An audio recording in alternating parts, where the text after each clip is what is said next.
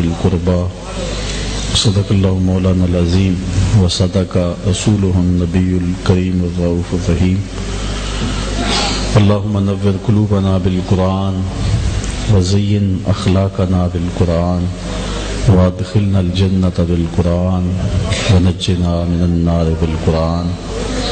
قال الله تعالى وتبارك في شان حبيبه مخبرا وآمرا إن الله وملائكته يصلون على النبي يا أيها الذين آمنوا صلوا عليه وسلموا تسليما. الصلاة والسلام عليك يا نبي الرحمة وعلى آلك وأصحابك يا رسول الملاحم. الصلاة والسلام عليك يا رسول الله وعلى آلك وأصحابك يا حبيب الله. تھوڑا سا ساتھی اگر سمٹ کے آنے والوں کو جگہ دے دیں، جو دروازے کی سمت بیٹھے ہیں تھوڑا سا آگے آگے ہو جائیں، چونکہ حال سے کرسیاں اٹھائی گئی ہیں لیکن پھر بھی احباب کا ہجوم ہے، تو تھوڑا سا آپ جو بیٹھے ہوئے ہیں خیال کریں کہ جو آنے والے ہیں ان کے لیے تھوڑا سا، یہ جو سامنے ساتھی بیٹھے ہیں اس سمت آ جائیں تاکہ آنے والے ادھر آسانی سے بیٹھ جائیں. شفیع امم، رسول محتشم، نبی مکرم، اللہ کے پیارے، امت کے سہارے، رب کے محبوب، دانائے غیوب، مالک رقاب امم، فخر عرب و عجم، والی کون و مکان، سیاہ لا مکان، سید انس و جاں، سرور لالا رخاں، نیر تاباں، سر نشین مہوشاں، ماہ خوباں، شہنشاہ حسینہ، تتمہ دوراں، سر خیل زہرہ جمالہ، جلوہ صبح ازل، نور ذات لم یزل، باعث تکوین عالم، فخر آدم و بنی آدم، نیر بطحا، رازدار ما اوہا، شاہد ما طغا، صاحب علم نشرہ، معصوم آمنہ احمد مجتبیٰ، حضرت محمد مصطفیٰ صلی اللہ علیہ وسلم کے حضور ناز میں اپنی عقیدتوں، ارادتوں اور محبتوں کا خراج پیش کرنے کے بعد عالی مرتبت ذی وقار علماء کرام، سادات کرام، مشائخ اعظام، محترم محتشم عمائدین زعماء، حضرات سامعین، السلام علیکم ورحمۃ اللہ وبرکاتہ. آج محرم الحرام کا چاند تھوڑی دیر قبل طلوع ہوا، تو آج کا درس قرآن بھی اس عنوان سے آپ کے سامنے میں کچھ باتیں گوش گزار کرنے کی کوشش کروں گا. اللہ تعالیٰ میری زبان پہ کلمۃ الحق جاری فرمائے. ارشاد فرمایا قل لا اسألکم علیہ اجرا، اے محبوب ارشاد فرما دو اے لوگو میں تم سے تبلیغ دین کا صلہ طلب نہیں کرتا، تمہارے تک پیغام حق کا ابلاغ کیا، تمہیں دین دیا، لیکن اس کا میں تم سے کوئی صلہ، کوئی اجر طلب نہیں کرتا. ویسے بھی تبلیغ جب صلے اور ستائش کی آرزو سے مبرہ ہو تو اپنے دامن میں تاثیر رکھتی ہے، ورنہ ہواؤں میں اڑتی ہوئی تتلیوں کی طرح لفظ اپنا رنگ تو دکھاتے ہیں لیکن من میں اترنے کا فن نہیں جانتے. وہی تبلیغ مؤثر ہوتی ہے جو بے غرض ہو اور بے لاگ ہو، جس کا مقصد اللہ کے دین کو لوگوں تک پہنچانا ہو. آج ہماری تبلیغیں غیر مؤثر اسی لیے ہو گئی ہیں کہ ہم چلنے سے قبل دیکھتے ہیں کہ ہمیں ملے گا کیا، جبکہ میرے اور آپ کے آقا و مولا نے اسی راستے کے اندر برستے ہوئے پتھروں کا سامنا کیا ہے. آپ کے سامنے حضرت نبی رحمت صلی اللہ علیہ وسلم کی زندگی ہے، اور حضور سے قبل جتنے بھی انبیاء علیہ السلام گزرے ہیں اللہ تعالیٰ نے ان کی تبلیغ کو کسی لاگ اور کسی غرض سے ملوث نہیں ہونے دیا، اور قدرت نے خود اہتمام اور انتظام ایسے کیے ہیں کہ ایسا گمان اور ایسا ان کے اوپر تصور بھی نہ کیا جا سکے. ہمارے سامنے حضرت موسیٰ علیہ السلام کی مثال موجود ہے. آپ جانتے ہیں کہ فرعون کو نجومیوں نے کہا تھا کہ تیرے ہاں ایک بچہ پیدا ہوگا جو تیرے تخت و تاج کو الٹ کے رکھ دے گا، اور وہ بولا کہ میں وہ بچہ پیدا ہی نہیں ہونے دوں گا، اور اس نے اس پاداش میں 70,000 بچے قتل کروائے، 90,000 حمل کروائے. پھر لوگوں نے کہا کہ اس طرح تو ہمارے خدمت گزار ختم ہو جائیں گے، تو اس نے 1 سال بچے قتل کروانے اور 1 سال چھوڑنے شروع کیے۔ اللہ کی قدرت کا تماشا دیکھیے کہ حضرت موسیٰ علیہ السلام کی ولادت اسی سال ہوئی جس سال وہ بچے قتل کرواتا تھا۔ حضرت موسیٰ علیہ السلام کی والدہ سخت پریشان ہیں کہ اگر فرعون کے سپاہیوں کو پتہ چل گیا تو وہ میرے بچے کو تو اٹھا لے جائیں گے۔ ان کے دل میں جب یہ پریشانی آئی تو اللہ نے موسیٰ کے دل میں، جن کا نام حضرت یوحانس بتلایا جاتا ہے، یہ بات القاء کی کہ تم پریشان نہ ہو، ایک صندوق تیار کرو جس کے بالائی حصے میں سوراخ کر دو اور دریائے دجلہ کی موجوں کے سپرد کر دو، پھر میری قدرت کے تماشے دیکھو۔ دریائے نیل کی موجوں کے سپرد کر دو اور پھر میری قدرت کے تماشے دیکھو۔ ایسا ہی ہوا، انہوں نے ایک صندوق تیار کیا جس میں اوپر سے ہوا کی آمد و رفت کے لیے سوراخ بھی کیے اور نیل کی موجوں کے سپرد کر کے حضرت موسیٰ واپس پلٹ آئی۔ وہ تو واپس آ گئی لیکن حضرت موسیٰ علیہ السلام کی ہمشیرہ کا دل ڈولنے لگا اور وہ دریا کے کنارے کنارے ساتھ ساتھ چلتی رہی۔ جب وہ صندوق ڈوبنے لگتا تھا تو بہن کا دل بھی ڈوبتا تھا، اور جب وہ صندوق تیر کے سطح آب پہ آ جاتا تو دکھوں کی ماری بہن کے دل کو قرار آ جاتا۔ بہن اور بھائی کا رشتہ بڑا نازک بھی ہے، خوبصورت بھی ہے اور بڑا حساس بھی ہے۔ ویر کے لیے بہنوں کے دلوں میں جو جذبات ہوتے ہیں کائنات میں اس کی کوئی دوسری مثال نہیں۔ تو حضرت موسیٰ چھوڑ کے چلی گئی، بہن ساتھ ساتھ چل رہی ہیں۔ پانی کا بہاؤ اس کو اس سمت لے گیا، اس صندوق کو جدھر فرعون کا محل تھا۔ اور آپ جانتے ہیں، علماء تشریف فرما ہے کہ فرعون لا ول تھا، اس کے ہاں اولاد نہیں تھی۔ فرعون کی زوجہ آسیہ دریا کے کنارے گزرتے ہوئے پانی کے منظر سے لطف اندوز ہو رہی تھی، تو اس نے پانی کے دوش پہ آتا ہوا ایک صندوق دیکھا۔ دل میں شوق اور تجسس کی چنگاریاں روشن ہوئی کہ میں دیکھوں تو صحیح کہ اس صندوق میں کیا ہے۔ غوطہ خوروں کو حکم ہوا، بادشاہ کی بیوی کا حکم تھا، فوراً صندوق نکال کر کے باہر رکھا گیا۔ جب اس صندوق کو کھولا گیا تو کیا دیکھا کہ ایک خوبصورت بچہ مسکرا رہا ہے۔ نبی ویسے ہی بڑا خوبصورت ہوتا ہے، پھر بچپنے کے اندر تو بچہ کالے رنگ کا بھی ہو تو وہ بھی حسین دکھائی دیتا ہے۔ بچپنے کی معصومیت اور بچپنے کا حسن ایک اپنی شان رکھتا ہے، اور پھر نبی تو بے ساختہ اس کی زبان سے نکلا کہ یہ بچہ تو میری آنکھوں کی ٹھنڈک ہے۔ فرعون بھی پاس کھڑا تھا لیکن اس کو یہ توفیق نہ ہوئی۔ بعد میں حضرت آسیہ کو اللہ تعالیٰ نے ایمان نصیب فرما دیا۔ علماء لکھتے ہیں نبی کے ساتھ کیا گیا پیار کبھی رائے گا نہیں جاتا۔ اگر فرعون بھی کہہ دیتا ہاں میری آنکھوں کی بھی ٹھنڈک ہے، اللہ یہ نہ دیکھتا اس نے دعویٰ کیا کیا ہے، یہ دیکھتا میرے نبی سے پیار کیا ہے، اللہ اسے بھی ہدایت عطا فرما دے۔ خیر اس کا مقصود نہیں تھا۔ فرعون کی بیوی کہنے لگی کہ اس کو ہم اپنا بیٹا بنا لیں۔ بیٹا بنا لیا گیا۔ اب سب سے پہلی فکر دامنگیر یہ تھی کہ دودھ پلایا جائے۔ اب جو بھی عورت دودھ پلانے آتی ہے حضرت موسیٰ انکار کر دیتے ہیں۔ اللہ قرآن میں فرماتا ہے کہ ہم نے ان پر حرام کر دیا تھا کہ اپنی ماں کے علاوہ کسی اور خاتون کا دودھ نہیں پینا۔ اب ہر دائی دودھ پیش کرتی ہے، حضرت موسیٰ منہ پھیر دیتے ہیں۔ اتنے میں ان کی ہمشیرہ بھی آ پہنچی اور فرمانے لگی ایک دائی میری نظر میں بھی ہے جس کا دودھ بچے بڑی رغبت سے پی لیتے، اگر کہو تو بلا لاؤں۔ اس نے کہا کہ ہمیں تو مسئلہ بنا ہوا ہے، دیر کا ہے کہ وہ گئی اور اپنی ماں کو بلا لائیں۔ حضرت موسیٰ علیہ السلام نے اپنی ماں کا دودھ پیا۔ اب دیکھیے قدرت کی کرشمہ سازیاں۔ فرعون کہتا تھا میں اس بچے کو پیدا نہیں ہونے دوں گا، رب نے کہا مجھے رب نہ کہنا اگر تیرے گھر میں پال کے نہ دکھایا تو۔ اب یہاں سوال یہ ہے کہ حضرت موسیٰ علیہ السلام نے اپنی ماں کے علاوہ کسی اور خاتون کا دودھ نہیں پیا۔ اگر یہ اعزاز ہے تو پھر میرے اور آپ کے آقا و مولا حضور نبی رحمت صلی اللہ علیہ وسلم نے حضرت حلیمہ سعدیہ کا دودھ کیوں پیا؟ یہ ایک سوال ہے جس کا جواب ہم ڈھونڈتے ہیں۔ اگر اپنی ماں کے علاوہ کسی اور خاتون کا دودھ پینا عیب ہے تو پھر حضور نے حضرت حلیمہ سعدیہ کا دودھ کیوں پیا؟ اس کے علاوہ بھی حضور نے مختلف خواتین کا دودھ پیا۔ ماں تو خیر ایک عورت کا روپ ہے، دائی تو ایک عورت کا روپ ہے۔ بکری، بھیڑ اور جانور اور بھینس اور اونٹنی کا دودھ پینے میں کوئی قباحت نہیں، شان میں فرق نہیں پڑتا۔ حضور نے پیا ہے۔ حضرت موسیٰ علیہ السلام نے نہیں پیا، اس میں اور اس میں فرق کیا ہے؟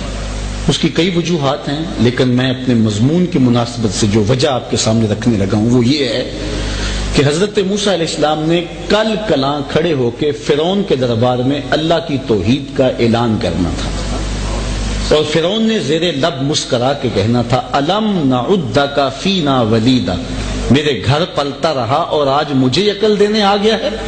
تو اللہ نے اس کا جواب پہلے سے کہا دیا، اے موسیٰ جب تجھے یہ کہے تو اس کا منہ توڑ جواب دے سکے، میاں میں پلا تیرے گھر میں ہوں، دودھ میں نے اپنی ماں کا ہی پیا تھا۔ تو جب اپنے گھر سے کھا کے تبلیغ کی جائے تو اس کے نتیجے پھر کچھ اور ہوا کرتے ہیں۔ آج تبلیغیں غیر مؤثر اسی لیے ہوئی ہیں کہ ہم ٹگے پیسے کے پیچھے بھاگ رہے۔ اقبال نے کہا تھا واعظ قوم کی وہ پختہ خیالی نہ رہی، برق طبعی نہ رہی، شعلہ میں کالی نہ رہی، رہ گئی رسم آزاں روح بلالی نہ رہی، فلسفہ رہ گیا تلقین غزالی نہ رہی، مسجد مرثیہ خواہیں کہ نمازی نہ رہے، یعنی صاحب اوصاف وہ حجازی نہ رہے۔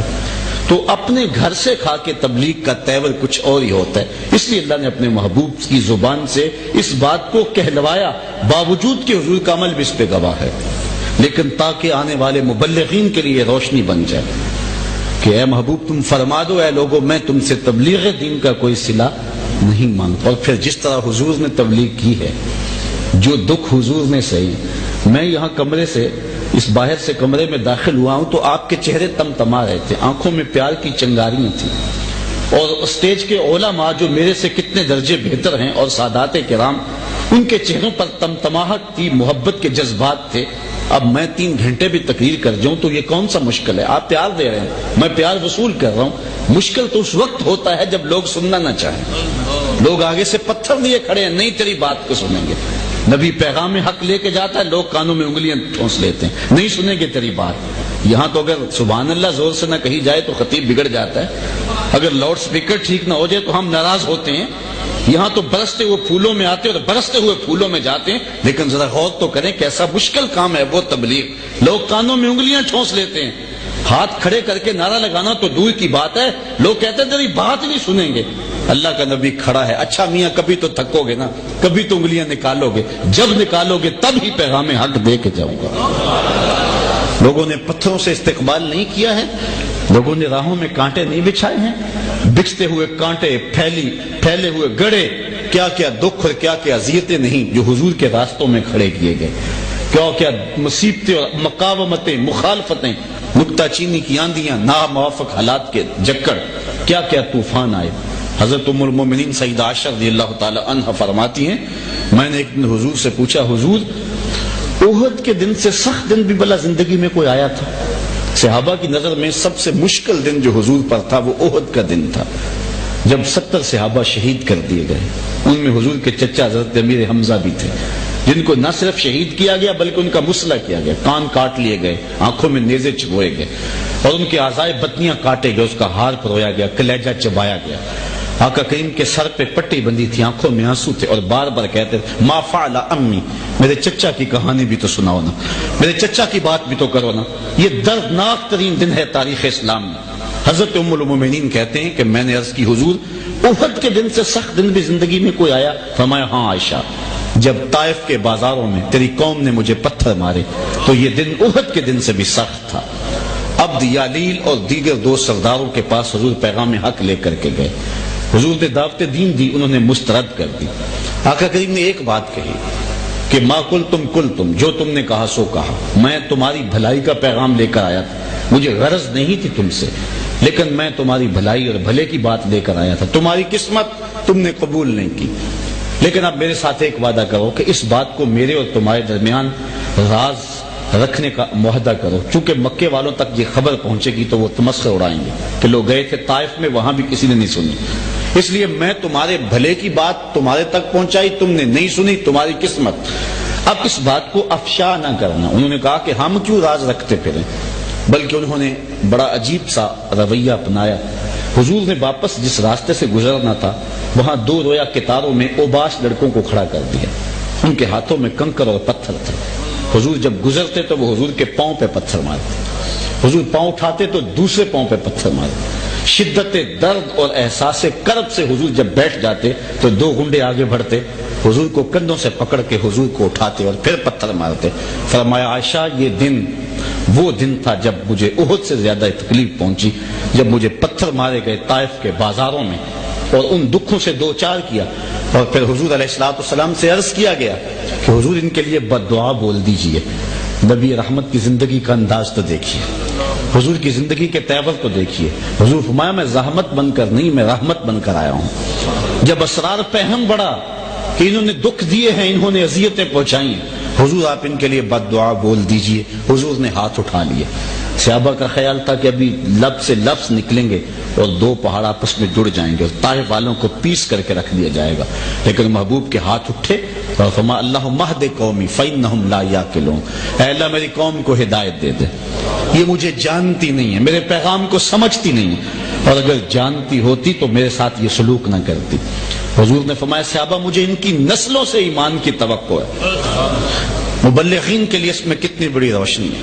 ہم تو تقریر کا، واعظ کا، تلقین کا جو ہے وہ نقد صلہ لینا چاہتے ہیں نا، کبھی تبلیغ کا اثر دوسری نسل تک بھی چھوڑنا پڑتا ہے۔ کہا یہ نہیں تو ان کی نسلیں ایمان لائیں گی، مجھے ان کی نسل سے ایمان کی توقع ہے۔ اب آقا کریم نے کتنے دکھ سہے، لا اسألکم علیہ اجرا، اس پر میں تم سے کوئی اجر نہیں مانگتا، میں نے تمہیں دین دیا، تمہارے تک پیغام پہنچایا۔ اور حضور ان کے پیچھے گئے، کبھی ذیل مجار کی منڈی میں، کبھی عکاظ کے میلے میں، کبھی صحن حرم میں، کبھی کوہ صفا پہ، کبھی جبل مروہ پہ، کبھی جبل ابو قبیس پہ، کبھی دار الندوہ میں پہنچے، کبھی مکے کے راستوں میں کھڑے ہوئے، حج کے موقع پہ پہنچے، ایک ایک موقع پہ ان تک پہنچ کر کے، دروازوں تک پہنچ کر کے، کنڈی کھڑکا کے حضور نے ان تک پیغام حق پہنچایا، لیکن ڈٹائی سے انہوں نے انکار کیا۔ لیکن نبی کا سفر پھر بھی جاری ہے، گھر میں فاقے ہیں، پیغام تبلیغ پھر بھی جاری ہے۔ امام منذری نے لکھا ہے ایک دن حضور تشریف لائے، مسجد سے باہر جلوہ فراز ہوئے تو شیخین آگے کھڑے تھے، حضرت عمر اور حضرت صدیق اکبر رضی اللہ تعالی عنہما۔ چند قدم آگے بڑھے تو ایک اور صحابی مل گئے، چلتے چلتے وہ حضرت ابو ایوب انصاری رضی اللہ تعالیٰ عنہ کے گھر کے قریب جا کر کے رکے، حضور کی خوشبو سونگ کے وہ گھر سے باہر آ گئے، جدھر جدھر سے وہ چلتے تھے خوشبوئیں انہی راستوں کا طواف کرتی تھی، ایک بار وہ جدھر سے گزرے ہیں نصیر، 1000 بار ادھر سے بہار گزری ہے۔ وہ جلدی سے باہر آ گئے، حضور سے عرض کی حضور آپ مجھے چند لمحوں کے لیے میزبانی کا شرف دے دیں۔ آقا نے قبول فرما لیا۔ انہوں نے گھر والوں کو بکری کا بچہ ذبح کر کے دیا اور پھر حضور کے پاس آ کر کے بیٹھ گئے۔ کھانا تیار کرنے میں کچھ دیر تھی، آ کے بیٹھے، دیکھا کہ حضور کے چہرے پہ اتنی نکاہت ہے، سمجھ گئے کہ کتنے دنوں سے حضور نے کچھ نہیں کھایا۔ جلدی سے گئے، باغ سے کھجور کا خوشہ توڑ لائے، حضور کی خدمت میں پیش کرتے ہوئے عرض گزار ہوئے حضور جتنی دیر تک کھانا پکتا ہے یہ کھجوریں تناول فرمائیں۔ تھوڑی دیر کے بعد کھانا دسترخوان پہ لگ گیا، آقا کریم سے عرض کی گئی حضور کھانا تناول فرمائیں۔ حضور کی جو ہی نظر کھانے پہ پڑی آنکھوں میں آنسو آ گئے، ایک روٹی پکڑی، چند بوٹیاں لی اور ایک خادم کے ہاتھ میں دیتے ہوئے کہا جاؤ ہمارے گھر دے آؤ، میری بیٹی فاطمہ کتنے دنوں سے بھوکی بیٹھی ہے، مال کے کونین ہیں گو پاس کچھ رکھتے نہیں، 2 جہاں کی نعمتیں ہیں ان کے خالی ہاتھ میں، گھر میں بیٹی فاقوں سے ہیں، میں دیکھوں کیسے تبلیغ جاری رہتی، کیسے واز ہوتا ہے، کیسے تلقین ہوتی ہے، لیکن حضور کی زندگی ہے، گھر میں فاقے ہیں، پیغام حق کا ابلاغ ہو رہا ہے۔ آپ جانتے ہیں خندق کے موقع پہ صحابہ نے عرض کی حضور بھوک کی وجہ سے ہم سے تو کام نہیں ہو رہا، اور پیٹ پہ علامتی طور پہ پتھر باندھے ہوئے تھے، تو حضور علیہ السلام کی خدمت میں جب حاضر ہوئے آقا نے انہیں کوئی تسلی دیتے ہوئے فکاشف باتنا ہو، اپنے پیٹ سے کپڑا ہٹایا، لوگوں نے دیکھا ان کے پیٹ پہ اگر ایک تھا تو حضور کے پیٹ پہ 2 بندھے ہوئے تھے۔ اب پھر وہ کہنے لگے نحن الذین بایعوا محمدا علی الجہاد ما بقینا ابدا، ہم ہیں وہ جنہوں نے اس پیارے کے ہاتھ پہ بیعت کی ہوئی ہے، یہ ہے ہمارا مرشد، یہ ہے ہمارا پیر، یہ ہے ہمارا رہنما، یہ نہیں ہے کہ جو ہے وہ لیڈر اے سی والے کمرے میں بیٹھا کارکن دھوپ میں جل رہے ہیں، ہمارے پیٹ پہ اگر ایک ہے تو ادھر 2 بندے ہوئے ہیں۔ تو یہ کٹھن مراحل، دکھوں کی زندگی، حالات کا جبر، برستے ہوئے پتھر، کھدے ہوئے گڑے، پھیلے ہوئے جو ہیں وہ کانٹے، کیا کیا اذیتیں اور کیا کیا دکھ حضور نے نہیں سہی، لیکن پیغام حق برابر جاری رہا۔ لا اسألکم علیہ اجرا، میں اس پہ کوئی اجر طلب نہیں کرتا، الا المودۃ فی القربى، ہاں ایک بات یہ ہے کہ میرے قرابت دار جو ہیں، میرے اہل بیت، امام منذری نے لکھا ہے ایک دن حضور تشریف لائے، مسجد سے باہر جلوہ فراز ہوئے تو شیخین آگے کھڑے تھے، حضرت عمر اور حضرت صدیق اکبر رضی اللہ تعالی عنہما۔ چند قدم آگے بڑھے تو ایک اور صحابی مل گئے، چلتے چلتے وہ حضرت ابو ایوب انصاری رضی اللہ تعالیٰ عنہ کے گھر کے قریب جا کر کے رکے۔ حضور کی خوشبو سونگ کے وہ گھر سے باہر آ گئے۔ جدھر جدھر سے وہ چلتے تھے خوشبوئیں انہی راستوں کا طواف کرتی تھی۔ ایک بار وہ جدھر سے گزرے ہیں نصیر، 1000 بار ادھر سے بہار گزری ہے۔ وہ جلدی سے باہر آ گئے، حضور سے عرض کی، حضور آپ مجھے چند لمحوں کے لیے میزبانی کا شرف دے دیں۔ آقا نے قبول فرما لیا۔ انہوں نے گھر والوں کو بکری کا بچہ ذبح کر کے دیا اور پھر حضور کے پاس آ کر کے بیٹھ گئے۔ کھانا تیار کرنے میں کچھ دیر تھی، آ کے بیٹھے، دیکھا کہ حضور کے چہرے پہ اتنی نکاہت ہے، سمجھ گئے کہ کتنے دنوں سے حضور نے کچھ نہیں کھایا۔ جلدی سے گئے، باغ سے کھجور کا خوشہ توڑ لائے، حضور کی خدمت میں پیش کرتے ہوئے عرض گزار ہوئے، حضور جتنی دیر تک کھانا پکتا ہے یہ کھجوریں تناول فرمائیں۔ تھوڑی دیر کے بعد کھانا دسترخوان پہ لگ گیا۔ آقا کریم سے عرض کی گئی، حضور کھانا تناول فرمائیں۔ حضور کی جو ہی نظر کھانے پہ پڑی آنکھوں میں آنسو آ گئے۔ ایک روٹی پکڑی، چند بوٹیاں لی اور ایک خادم کے ہاتھ میں دیتے ہوئے کہا، جاؤ ہمارے گھر دے آؤ، میری بیٹی فاطمہ کتنے دنوں سے بھوکی بیٹھی ہے۔ مال کے کونین ہیں گو پاس کچھ رکھتے نہیں، دو جہاں کی نعمتیں ہیں ان کے خالی ہاتھ میں۔ گھر میں بیٹی فاقوں سے ہیں، میں دیکھوں کیسے تبلیغ جاری رہتی، کیسے واز ہوتا ہے، کیسے تلقین ہوتی ہے، لیکن حضور کی زندگی ہے، گھر میں فاقے ہیں، پیغام حق کا ابلاغ ہو رہا ہے۔ آپ جانتے ہیں خندق کے موقع پہ صحابہ نے عرض کی، حضور بھوک کی وجہ سے ہم سے تو کام نہیں ہو رہا، اور پیٹ پہ علامتی طور پہ پتھر باندھے ہوئے تھے۔ تو حضور علیہ السلام کی خدمت میں جب حاضر ہوئے، آقا نے انہیں کوئی تسلی دیتے ہوئے فکاشف باتنا ہو، اپنے پیٹ سے کپڑا ہٹایا۔ لوگوں نے دیکھا ان کے پیٹ پہ اگر ایک تھا تو حضور کے پیٹ پہ 2 بندھے ہوئے تھے۔ اب پھر وہ کہنے لگے، نحن الذین بایعوا محمدا علی الجہاد ما بقینا ابدا، ہم ہیں وہ جنہوں نے اس پیارے کے ہاتھ پہ بیعت کی ہوئی ہے۔ یہ ہے ہمارا مرشد، یہ ہے ہمارا پیر، یہ ہے ہمارا رہنما۔ یہ نہیں ہے کہ جو ہے وہ لیڈر اے سی والے کمرے میں بیٹھا کارکن دھوپ میں جل رہے ہیں۔ ہمارے پیٹ پہ اگر ایک ہے تو ادھر 2 بندے ہوئے ہیں۔ تو یہ کٹھن مراحل، دکھوں کی زندگی، حالات کا جبر، برستے ہوئے پتھر، کھدے ہوئے گڑے، پھیلے ہوئے جو ہیں وہ کانٹے، کیا کیا اذیتیں اور کیا کیا دکھ حضور نے نہیں سہی، لیکن پیغام حق برابر جاری رہا۔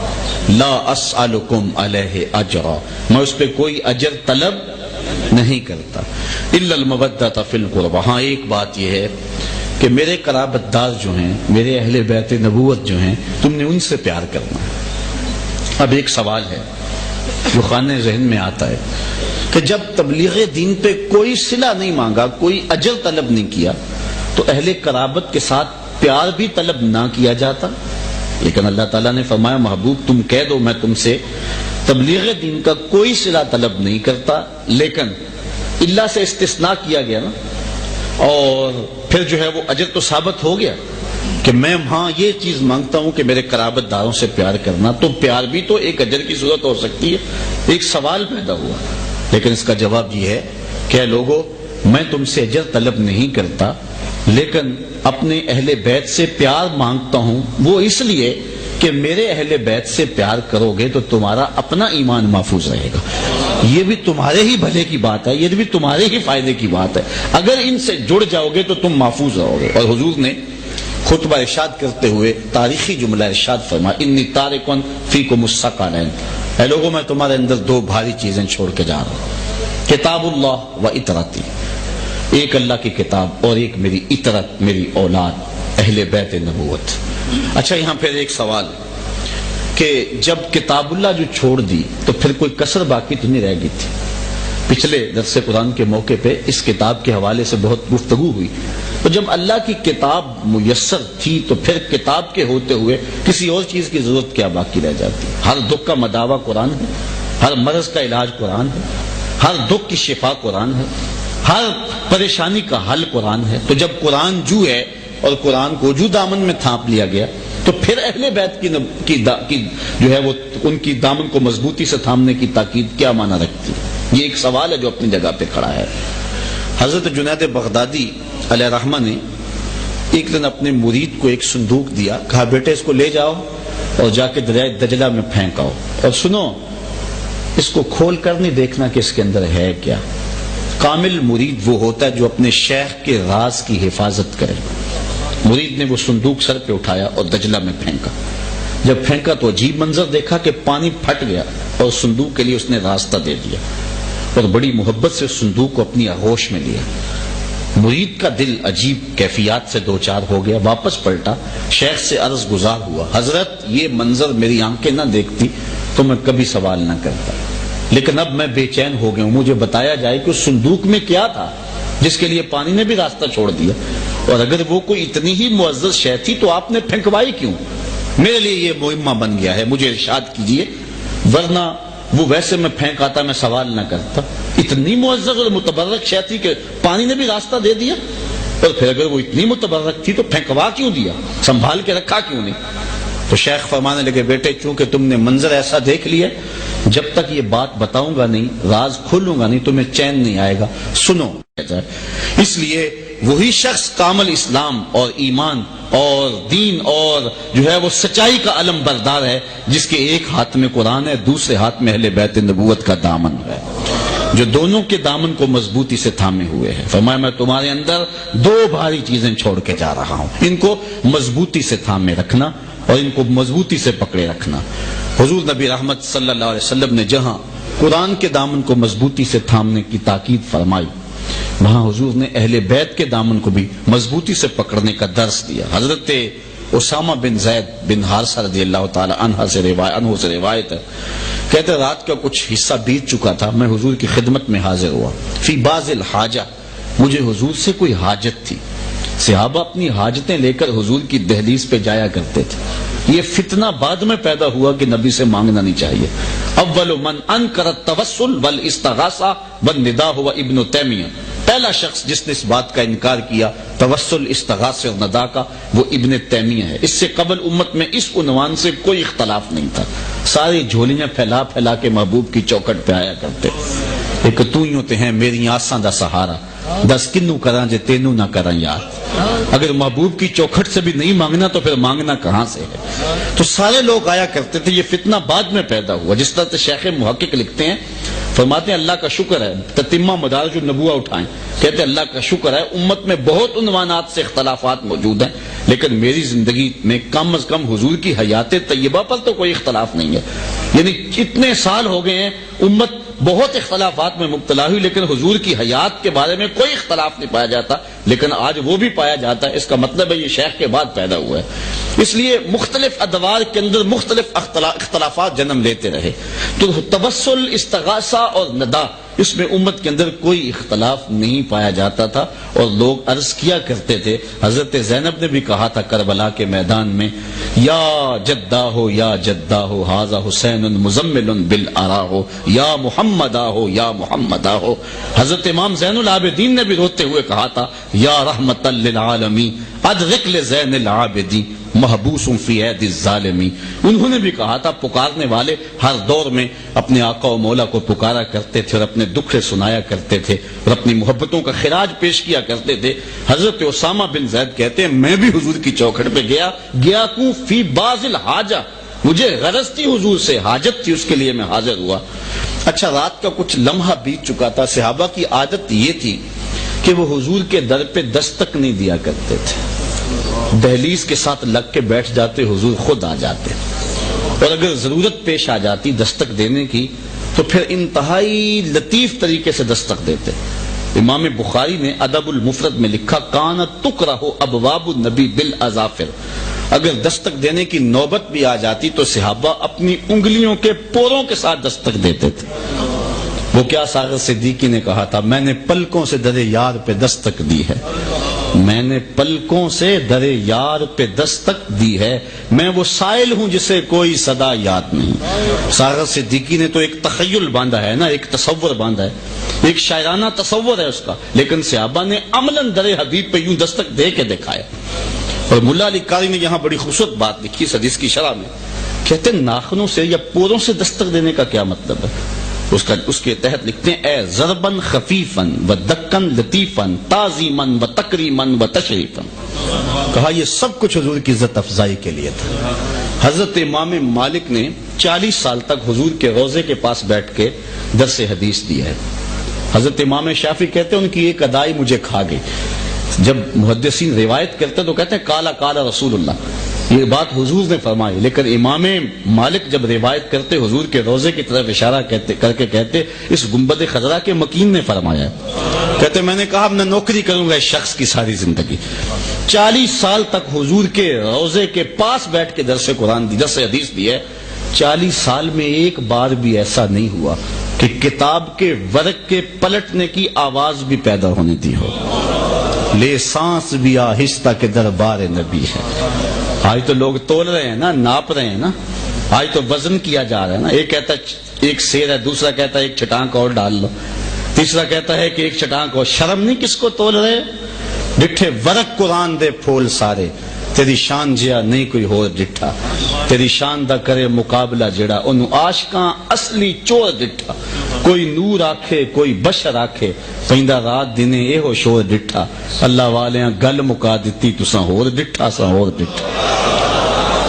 40 سال تک درس حدیث دیا ہے، آواز ورق کی بھی پلٹنے کی پیدا نہیں ہونے تھی. عزت بخاری کا شعر اقبال نے اپنے کلام میں درج کیا. ادب گاہیز زیر آسماں از عرش نازک تر، نفس گم کردہ می آئے جنید و بایزید اینجا.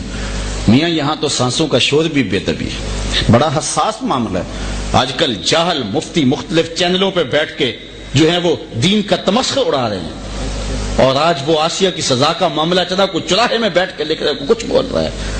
یہ بڑا حساس معاملہ ہے، دل میں معمولی لچک بھی پیدا نہ ہونے دینا. حضور کا گستاخ واجب القتل ہے، وہ معافی مانگے بھی تو اس کو معافی نہیں ہے. 14 صدیوں میں اس میں کوئی اختلاف نہیں امت کے اندر پیدا ہو. یہ بات ذہن میں رکھیں. یہ بد قسمتی ہے کہ اب جو ہے وہ 10-15 سال سے اس کے اندر جو ہے وہ یہ بھانت بھانت کی بولیاں بولے جانے لگی. عالم اسلام کے حکمران OIC نے جو کردار اس حوالے سے اختیار کیا ہے وہ ناگفتہ بے ہے. جبکہ ہم دیکھتے ہیں اسلام، صدر اسلام، اسلام کی تازگی رونق کے دوار کی بات نہیں کرتا. جب سلطنت عثمانیہ کمزور تھی، سلطان عبد الحمید کمزور حکمران سمجھا جاتا ہے. لیکن جب لندن میں ایک فلم بنی حضور کی توہین پر مشتمل تو وہ فوجی لباس پہن کے میدان میں آ گیا تھا. کمزور ترین حکمران سلطان عبد الحمید.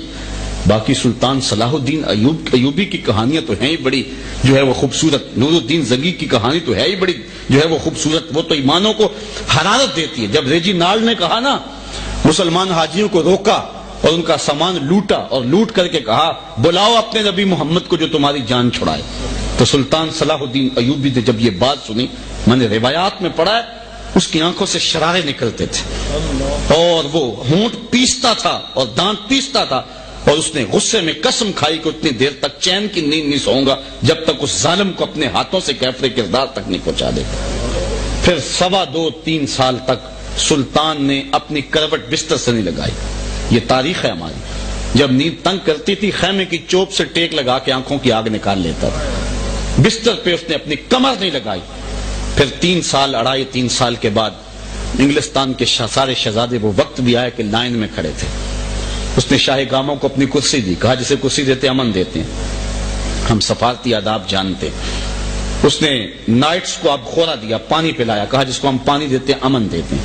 لیکن جب باری آئی ریجی نالڈ کی، سلطان اچھل کے کھڑا ہوا اور اس کی رگیں پھول گئیں، آنکھوں میں شرارے تھے، اور اس نے جھپٹ کے اس کو گرے باندھ سے پکڑا اور پٹک کے زمین پہ مارا اور اپنی تلوار کے ٹکڑے کرتے ہوئے کہا او کتے، تو نے کہا تھا بلاؤ اپنے نبی محمد کو، محمد عربی نے اپنا نوکر بھیج دیا ہے. اس کے ٹکڑے ٹکڑے کر کے رکھ دیے. ہمارے حکمرانوں کی یہ زندگیاں تھی، یہ ان کی تازگیاں تھی. آج بے حمیت اور قوم، ملت، وطن، دین کے غدار لوگ تخت و تاج پہ بیٹھے ہوئے ہیں. فلک نے انہیں بخشی ہے خواجگی جو جانتے نہیں روش بندہ پروری کیا ہے، جنہیں پتہ ہی نہیں حکومت اور تخت و تاج کسے کہتے ہیں. شاید کہتے ہیں واشنگٹن اور وائٹ ہاؤس سے سند ملتی ہے اقتدار کی. مسلمانوں کو اقتدار ملا ہے تو محمد عربی کے نالین کا صدقہ نصیب ہوا ہے. حضرت عمر عرض تہامہ سے گزرے تو پھوٹ پھوٹ کر رونے لگے. کسی نے کہا عمر اتنے بڑے جوان اور یہاں رو رہے ہو؟ حضرت عمر نے کہا تمہیں نہیں پتا، مجھے کہانی یاد آ گئی. کہا کیا ہوا؟ کہا میرے باپ خطاب نے مجھے کہا تھا اسی وادی میں یہ 5 اونٹ لائن میں کھڑے کرو. میں آگے والے کھڑا کرتا تھا، پیچھے والا ٹیڑھا ہو جاتا، پیچھے والا سیدھا کرتا تھا، آگے والا ٹیڑھا ہو جاتا. میرے باپ خطاب نے مجھے بڑا مارا. ایک عرب کے بیٹے ہو کر 5 اونٹ لائن میں کھڑے نہیں ہوتے تم سے؟ کہا ایک زمانہ وہ تھا کہ عمر سے 5 اونٹ لائن میں کھڑے نہیں ہوتے تھے، اور آج 25 مربع میل کی حکمرانی ہے، شرق سے لے کر غرب تک ساری دنیا ایک لائن میں کھڑے ہیں۔ کہا یہ محمد عربی کے جوڑوں کا صدقہ نہیں ہے تو اور کیا ہے؟ میں تو 5 اونٹ لائن میں کھڑا نہیں کر سکتا تھا۔ یہ 56-57 اسلامی ملک بوریا ممنون خواب راحتش، اقبال نے کہا بوریا ممنون خواب راحتش، تاج کسرا زیر پائے امتش، خود بوریے پہ لیٹتے رہے اور امت کو کیسو کسرا کا تاج دے کے چلے گئے۔ یہ تو حضور کی ان شب خیزیوں کا صدقہ ہے، خود پھٹے پرانے کپڑے پہنتے رہے لیکن امت کے لیے کیا کچھ حضور دے گئے۔ کس قدر حضور علیہ الصلوۃ والسلام نے یہ سارے تخت و تاج اور جو کچھ ہے یہ حضور کی عطا ہے، یہ حضور کی سیر خیزیوں کا نتیجہ ہے، یہ حضور علیہ الصلوۃ والسلام کی دین ہے۔ اس لیے حضور علیہ الصلوۃ والسلام سے غداری یہ بہت مہنگی پڑے گی۔ علامہ اقبال نے اپنا سارا فلسفہ ان 2 لفظوں میں نچوڑا، امت نیچے چلے گی اوپر کیسے آئے۔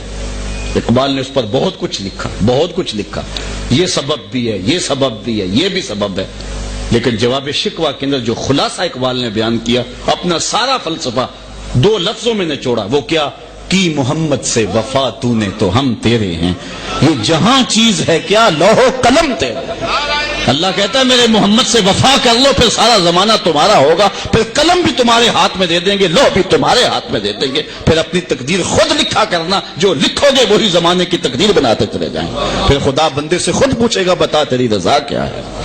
اگر حضور سے وفا کا رشتہ مستحکم کر لیتے ہیں پھر سارا زمانہ ہمارا ہے، اگر حضور سے رشتہ وفا مستحکم نہیں ہے تو پھر کچھ بھی نہیں ہے۔ اللہ اکبر، یہ مضمون ضروری بھی تھا اور اس وقت یہ کرنٹ ایشو بھی ہے۔ اس حوالے میں اپنے دل میں کسی کے مذاکرے اور کسی کی ٹیڑھی میڑھی منطق اور کسی کے بگاڑنے والے فلسفے سے مت مرعوب ہوں کہ آپ کہیں جی یہ ہے وہ ہے۔ وہ ایک بولا، کہنے لگا حضور نے تو دشمنوں کے پاؤں تلے چادریں بچھائی تھی۔ میں نے کہا جوان بیٹے کے قاتل کے پاؤں تلے بچھانا چادر تیری جوان مردی کا پتہ چلے۔ اپنے دشمن کو معاف کرنا اور ہے، رسول اللہ کے دشمن کو معاف کرنا اور ہے۔ اپنانا سنت، تیرے بیٹے کا قاتل آئے تو بچھانا چادر تیری جوان مردی کا پتہ چلے۔ اپنے دشمن کو معاف کرنا جوان مردی ہے، لیکن محبوب کے دشمن کو معاف کرنا بغیرتی ہوا کرتی ہے۔ اور 14 صدیوں میں کبھی بھی ایسا نہیں ہوا کہ حضور علیہ السلام کے گستاخ کو معاف کیا گیا ہو۔ اس کی سزا یہی ہے کہ اس کا سر تن سے جدا کر دیا جائے، تاکہ جو ہے وہ کسی کو یہ جرأت نہ ہو۔ امام مالک کہتے ہیں 2 ہی باتیں اس دھرتی پہ، یا عاشقان رسول زندہ رہیں گے یا دشمنان رسول زندہ رہیں گے۔ تو یہ ہماری زندگی کا سرمایہ ہے۔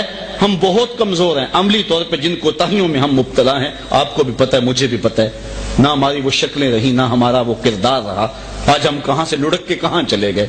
لیکن ساری گناہگاریوں کے باوصف ہم جب دل کا سودا جب بھی کرتے ہیں تو بازار مصطفیٰ میں کرتے ہیں۔ ہزارہ کوتاہیوں کے باوجود ہم حضور کی آبرو پہ اپنا سب کچھ قربان کر دینا زندگی کا اعزاز سمجھتے ہیں۔ غازی علم الدین کا جب جنازہ اٹھا تھا 6 لاکھ لوگ جنازے میں تھے۔ پیر سید جماعت علی شاہ رحمۃ اللہ تعالی علیہ امیر ملت، آپ جنازے میں شامل ہوئے، گردن جھکا کے چل رہے تھے۔ پھر آپ نے کہا دوستو میں نے بڑے بڑے بادشاہوں کی کہانیاں پڑھی، میرے دل میں کبھی یہ ارمان نہیں جاگا کہ فلاں بادشاہ میں ہوتا۔ میں نے بڑے بڑے پہلوانوں کے ذکر سنے، کبھی دل میں پیدا آرزو نہیں ہوئی کہ فلاں پہلوان میں ہوتا۔ فرمایا ہاں میں نے بڑے بڑے ولیوں کے قصے پڑھے ہیں، دل میں یہ جذبہ بھی نہیں جاگا کہ فلاں ولی میں ہوتا۔ لیکن جب غازی علم الدین کا جنازہ جا رہا تھا میرے دل میں یہ جذبہ انگڑائیاں لے رہا تھا، کاش اس چارپائی پہ آج جماعت علی شاہ ہوتا۔ میں نے خود اپنی ان آنکھوں سے غازی عامر چیمہ شہید کے مزار کی پائنتی پر ایک سید زادے کو روتے ہوئے دیکھا، جو ہاتھ پھیلا کے دعا مانگ رہا تھا، ربا میں تینوں یہ نہیں کہندا مینوں عامر چیمہ بنا دے، میں تے کہنا دے قدماں دی خاک ہی بنا دے۔ یہ ہے اعزاز، یہ ہے سربلندی، یہ ہے کامیابی۔ وہ غازی علم الدین جو چند لمحوں قبل جو ہے وہ بڑھئی کی دکان پہ ٹھک ٹھک کرتا تھا، پھر حضور نے ایسی کرم نوازی کی ہزاروں سینوں میں دھک دھک کرنے لگا۔ وہ عزت ملا کہ وہ صوفیوں کو چلوں سے وہ نصیب نہیں ہوا جس کو ایک جو ہے لمحے سے نصیب ہو گیا۔ یہ جنت کا شارٹ کٹ رستہ ہے، حضور کے قرب کا شارٹ کٹ رستہ ہے۔ یہ اعزاز ہے اگر کسی کو نصیب ہو جائے۔ اپنے دل میں اس حوالے سے کبھی بھی کوئی لچک پیدا نہ ہونے دیں، اور امت نے کبھی بھی اس معاملے کے اندر ہزارہ معاملات میں کمزوریاں دکھائیں، لیکن ہم یہ پہلی مرتبہ ایسا ہوا ہے، ورنہ امت کے اندر ایسی لچک کبھی بھی کسی دور کے اندر بھی پیدا نہیں ہوئی۔ تو بات کر رہا تھا کہ صحابہ حضور کے دروازے پہ دستک بھی دیتے تو ادب سے دیتے، انگلیوں کے پوروں سے در محبوب پہ دستک دیتے۔ کہتے ہیں حضرت اسامہ بن زید کے میں نے 10 تک دی، حضور تشریف لے آئے، رات کا حصہ تھا، میں نے حاجت کہی، حضور نے پوری کر دی۔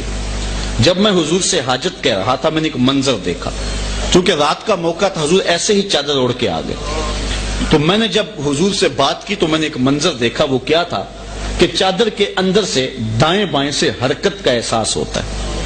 تو جب میری بات مکمل ہو گئی تو مجھ سے رہا نہ گیا، میں نے پوچھ ہی لیا، میں نے عرض کی حضور یہ چادر کے اندر کیا ہے؟ فکاشفہ، حضور نے چادر کھول دی، فائز الحسن والحسین علی ورقہ، تو ایک پہلو سے امام حسن لپٹے ہوئے تھے، ایک سے امام حسین لپٹے ہوئے تھے، اور حضور نے فرمایا یہ میرے بیٹے ہیں، یہ میری بیٹی کے بیٹے ہیں، اے اللہ میں ان کو پیار کرتا ہوں، تو ان سے پیار کر، اور جو ان سے پیار کرے میرے مالک تو اس سے بھی پیار کر۔ حضرت حذیفہ بن یمان کی سنیے، کہتے میری ماں نے مجھے کہا جا حضور کو ملا اور حضور کو میرا سلام بھی دینا اور حضور سے میرے لیے دعا بھی کروانا۔ کہتے میں ماں سے اجازت لے کر حضور کی خدمت میں حاضر ہوا، مغرب کا وقت تھا، ماں نے مجھے پکی کر کے بھیجی تھی، یہ صحاح میں روایت ہے، پکا کر کے بھیجا تھا کہ حضور سے دعا ضرور میرے لیے کروانا اور اپنے لیے بیٹے کروانا۔ کہتے میں آیا حضور کی خدمت میں، تو پھر کیا ہوا، حضور نے سلام پھیرا، اس کے بعد مشغول ہو گئے وظائف میں بھی بیٹھا رہا، حتیٰ کہ عشاء کا وقت ہو گیا۔ میں نے حضور سے یہ کہنا تھا کہ حضور میری ماں کے لیے مغفرت کی دعا کرو، میرے لیے مغفرت کی دعا کرو، لیکن موقع ہی نہ ملا، حتیٰ کہ عشاء کی نماز ہو گئی، عشاء پڑھائی، حضور جلدی جلدی اپنے حجرہ انور کی طرف بڑھے۔ میں نے سوچا ماں کو کیا جواب دوں گا، ماں سے تو وعدہ یہ کر کے آیا تھا کہ میں اس شرط پہ جا رہا ہوں کہ حضور سے آپ کے لیے بھی اور اپنے لیے بھی مغفرت کی دعا کرواؤں گا۔ میں حضور کے پیچھے چلا، میرے قدموں کی آہٹ پا کر حضور میری طرف پلٹ کے دیکھا اور فرمایا کہ کون ہے؟ حذیفہ ہے۔ میں نے عرض کیا حضور حذیفہ ہوں۔ فرمایا ما حاجتوں کا غفر اللہ لک ول امک، کیا بات ہے اللہ تجھے اور تیری ماں کو بخشے، کیا حاجت ہے میرے ساتھ؟ اب جو کہنا تھا وہ تو پہلے ہی پورا ہو گیا، یہی تو عرض کرنا تھا حضور سے۔ کہا ما حاجتوں کا غفر اللہ لک ول امک، اللہ تجھے اور تیری ماں کو بخشے، کیا کام ہے میرے ساتھ؟ کہتے میں خاموش کہ جو کہنا تھا وہ حضور نے پہلے دعا دے دی۔ تو فرمایا حذیفہ سنو، ابھی جبریل آئے تھے اور مجھے بتا کے گئے ہیں کہ بے شک حسن اور حسین جنتی جوانوں کے سردار ہیں۔ حضور نبی رحمت صلی اللہ علیہ وسلم کے سینے پہ اترنے والا قرآن جو ہے یہ اسلام کی تھیوری ہے، اور اگر اسلام کا پریکٹیکل دیکھنا ہو تو وہ کربلا کے تپتے ہوئے ریگزار میں حسین ابن علی کا کردار ہے۔ اگر تھیوری ہے تو وہ بھی بے مثال ہے، اور پریکٹیکل بھی دیکھو۔ تھیوری کی ایک مثال آپ کے سامنے دیتا ہوں، وَلَنَبْلُوَنَّكُمْ بِشَيْءٍ مِّنَ الْخَوْفِ وَالْجُوعِ وَنَقْصٍ مِّنَ الْأَمْوَالِ وَالْأَنفُسِ وَالثَّمَرَاتِ وَبَشِّرِ الصَّابِرِينَ۔ یہ تھیوری ہے کہ ہم بندوں کو پرکھتے ہیں بھوک سے، پیاس سے، جان و مال کی کمی اور ضیاع سے، سرمایہ اور پھل کے لٹ جانے سے ہم بندوں کی آزمائش کرتے ہیں، لیکن جو میرے ہوتے ہیں وہ صبر کر کے دکھاتے ہیں۔ یہ تھیوری ہے نا، اب پریکٹیکل دیکھیں، پانی بھی نہیں ہے، کھانا بھی نہیں ہے، مالوں کا بھی ضیاع ہے، بیٹے بھی کٹ کٹ کے، زندگی کا سرمایہ ہے نا، جانوں کا ضیاع بھی ہے۔ وَبَشِّرِ الصَّابِرِينَ، پھر صبر کرنے والوں کا صبر دیکھیے، صبر والوں کی کیفیت دیکھیے۔ صبر کی ایک تعریف یہ کی گئی ہے معمولات عبادت کا ضائع نہ ہو، صابر وہ کہلائے گا۔ معمولات، جوان بیٹے کی میت پڑی ہے، پہلی صف میں کھڑا ہو کے نماز پڑھنے کا عادی تھا، آج پہلی صف میں کھڑا پایا گیا، صابر ہے۔ جس کے معمولات عبادت قضا نہ ہو وہ صابر ہے۔ اب اگر صبر کی یہ تعریف ہے تو پھر دیکھو کربلا میں 72 زخم کلیجے پہ ہیں اور ہر طرف دکھوں کی ایک دردناک کہانی ہے، خون کا ایک دریا ہے۔ این اس موقع میں عبادت کا وقت آ گیا، حسین ابن علی نے اس موقع ہی جو ہے وہ اپنی پیشانی سجدے میں رکھ دی۔ صابر وہ ہوتا ہے، وہ بشر الصابرین، صابر وہ ہوتا ہے کہ جس کے معمولات عبادت کو قضا نہ ہو۔ یہ وہ مرحلہ تھا کہ بڑے بڑے پہلوانوں کے پتے پانی ہو جائیں، یہاں کو ہمالیہ بھی ہو جاتا وہ بھی پگھل جاتا، لیکن حضرت امام حسین رضی اللہ تعالی عنہ یہ کوئی تماشا تو نہیں ہے، جوان بیٹے کی لاش کو کندھوں پہ اٹھا کے خیموں تک لانا اور پھر بھی ہاتھ اٹھا کے دعا کرنا مالک حسین کی یہ قربانی بھی قبول کر لے۔ جو ہے وہ شیر خوار بچہ ہاتھوں پہ تڑپ کے ٹھنڈا ہو جائے اور پھر بھی جو ہے وہ عرض کرنا مالک میری یہ قربانی بھی قبول کر۔ یہ تماشا تو نہیں ہے کہ اپنے بھائی کو اپنے سامنے کٹتا ہوا دیکھے اور پھر بھی کہے مالک میری یہ قربانی بھی قبول فرما لے۔ 72 لاشیں زخموں سے چور اور 72 لاشیں سامنے پڑے اور خود زخموں سے چور ہے۔ یہاں تو کبھی موت کسی کا جوان بیٹا مر جائے نا تو جنازے میں باپ کو 10 آدمی کندھا دے کے اس کو سہارا دے کے لے جا رہے ہوتے ہیں. میاں اسے کیا, اسی کا تو بیٹا ہے یار, جس کا جوان بیٹا تبھی موت سے مر گیا, 10 آدمی اس کو سہارا لے کے دے کے قبرستان جا رہے ہیں. میں سلام نہ کروں حسین ابن علی کو جو بیٹے کی لاش کو کندھوں پہ اٹھا کے خیموں تک لا رہا ہے, اور پھر بھی کہہ رہا مالک حسین کی یہ قربانی بھی قبول فرما لے. جب آپ آئے نا گھوڑے کے اوپر اور 72-71 لاشیں بھی پڑے ہوئے, تو کیا بانک پن تھا. یہ کون ذی وقار ہے, بلا کا شاہ سوار ہے, لباس ہے پھٹا ہوا, غبار سے اٹا ہوا, تمام جسم نازنی کٹا ہوا چدا ہوا, پھر بھی ہے ڈٹا ہوا. یہ نبی کا نور عین ہے, یہ بال یقین حسین. یہ جرأت انہی کی ہے, یہ ہمت انہی کی. اے حسین ابن علی تم پر سلام, نازش آل نبی تم پر سلام, تم پہ لاکھوں رحمتیں لاکھوں سلام. اے شہیدان محبت کے امام, لالا گھوں لالا بدن لالا کفن, اے چمن اندر چمن, زندگی ہی زندگی تیری حیات, اے حیات اندر حیات, افتخار ملت بیضا ہے تو, رب کعبہ کی قسم یکتا ہے تو. فخر کا دل میں دریچہ باز کرنا چاہیے, جن کا تو آقا ہے ان کو ناز کرنا چاہیے. ہم ناز کرتے ہیں, ہم آ حسین والے نہیں, ہم واہ حسین والے ہیں. واہ حسین تیری عظمتوں کو سلام. اتنے زخم کلیجے پہ ہوں اور پھر استقامت کا یہ عالم, یہ حضرت امام حسین کا ہی بانک پن ہے, اور یہ انہی کی زندگی ہے, اور یہ انہی کا کمال ہے. ان حالات میں بھی موت کی آنکھوں میں ہنس کے آنکھیں ڈالیں, اور پھر عظیمت کی وہ جرأت کی وہ داستان رقم کی قیامت تک جو ہے اس کے نشان باقی رہیں گے. کیا خوب اقبال نے خراج پیش کیا, آ امام عاشقاں پورے بطول, سرو آزاد دبستان رسول. اللہ اللہ بائے بسم اللہ پدر, مانائے ذبح عظیم آیت پسر, سرخ رو عشق غیور از خونے ہو, شوخییں این مصر از مضمونے ہو. تا قیامت قطع استبداد کر, موج خونے ہو چمن ایجاد کر. قیامت تک کے لیے حسین ابن علی کے خون نے ایک چمن ایجاد کر دیا. ان کے خون نے حق اور باطل کے درمیان ایک لکیر کھینچ دی, یہی کام تھا حسین ابن علی کا. مقام بیضا پہ جب حضرت امام حسین رضی اللہ تعالی عنہ کو خبر پہنچ چکی ہے کہ حضرت مسلم بن عقیل شہید کر دیے گئے, لوگوں نے کہا بھی کہ اب حالات آگے تغیر پذیر ہو گئے, اب واپس جانا چاہیے, عافیت اسی میں ہے. لیکن آپ نے مسلسل آگے بڑھنے کا حکم دیا اور وہاں دوستوں کو اکٹھا کیا, اور وہاں اکٹھا کر کے حضرت امام حسین نے ایک خطبہ دیا. اس خطبے کے 2 لفظ آپ کے سامنے رکھنا چاہوں گا, اور میں چاہوں گا کہ ان لفظوں پر آپ کی پوری توجہ بھی ہو, اور اس کی تہ میں اترنے کی کوشش بھی کریں, اور حضرت امام حسین کی قربانی کا مقصد بھی سمجھیں. آپ نے فرمایا, لوگو تم مجھے روک رہے ہو, میں جانتا ہوں کہ میں کدھر جا رہا ہوں. مجھے افراد کی قلت اور آگے ایک بہت بڑا کھڑا ہوا طوفان سب کچھ نظر آ رہا ہے, زمینی حقائق سے بھی پوری طرح آگاہ ہوں. میرے ساتھ بچے بھی ہیں, خواتین بھی ہیں اور بوڑھے بھی ہیں, میں اس کو بھی جانتا ہوں. میں جنگی سامان ساتھ لے کر کے نہیں آیا, اس بات سے بھی آگاہ ہوں. لیکن اس کے باوجود میں آگے کیوں بڑھے جا رہا ہوں. حضرت امام کا خطبے کے 2 لفظ سنیے. فرمایا وَلَكُمْ فِيَّا أُسْوَةٌ, میں آگے اس لیے جا رہا ہوں کہ قیامت تک جبر کے خلاف کھڑا ہونے والوں کے لیے کوئی نمونہ تو ہو. اگر آج میں بھی نہ گیا تو قیامت تک لوگ ظلم کے خلاف کھڑے کیسے ہوں گے. قیامت تک, تا قیامت, اقبال کے اب جملے دیکھیے, تا قیامت قطع استبداد کر, موج خونے او چمن ایجاد کر, سرخ رو عشق غیور از خونے او, شوخی این مصر از مضمون او. اقبال کہتا ہے عشق غیور کے چہرے پہ جو بانک پن ہے وہ حسین کے خون کا صدقہ ہے. حسین کا سر کٹ کے بھی سر بلند ہو گیا ہے. قیامت تک, ایک جملہ کہنے لگا ہوں, قیامت تک جبر کے خلاف جتنی بھی تحریکیں اٹھیں گی سب کا قائد حسین ابن علی ہوگا, سب کا قائد حسین ابن علی ہوگا. مہاتما گاندھی نے جب برطانوی سامراج کو للکارا تو اس نے ایک تاریخ ساز جملہ کہا, اپنی قوم کو اکٹھا کیا, کہا کہ تم کہو گے کہ جس حکومت میں سورج طلوع اور غروب ہوتا ہے اس سے ٹکرانا دیوار سے سر پھوڑنے کے مترادف ہے. یہ زمینی حقائق کے برعکس بات ہے, یہ عقلی منطق اس کو تسلیم نہیں کرتی. وہ اتنی بڑی سلطنت اور میں اس سے ٹکرانے جا رہا ہوں, تم کہو گے یہ غلط بات ہے, لیکن اس کے باوجود میں جا رہا ہوں. کیوں؟ مہاتما گاندھی کے ریکارڈ پہ لفظ ہیں, اس نے کہا اس لیے کہ میرے سامنے حسین ابن علی کا کردار موجود ہے. تو قیامت تک جبر اور ظلم کے خلاف جتنے لوگ بھی برسر پیکار ہوں گے اور میدان میں آئیں گے, سب حسین ابن علی کے خون سے حرارت لیں گے. وہاں سے تازگی لیں گے، وہاں سے روشنی لیں گے، اور قیامت تک جبر کے خلاف کھڑا ہو کر کے وہ جو ہے وہ ان کی سنت کو تازہ کریں گے۔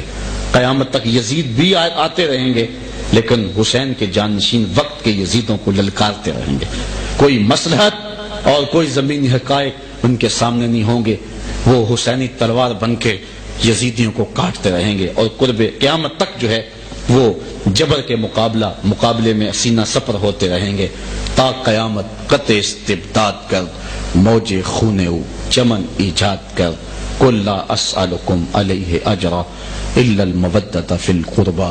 اے محبوب فرما دو اے لوگو، میں تم سے تبلیغ دین کا کوئی صلہ نہیں مانگتا، ایک ہی صلہ مانگ رہا ہوں، وہ یہ کہ میرے قرابت داروں سے محبت کرنا، ان سے الفت کے رشتے کو مستحکم کرنا۔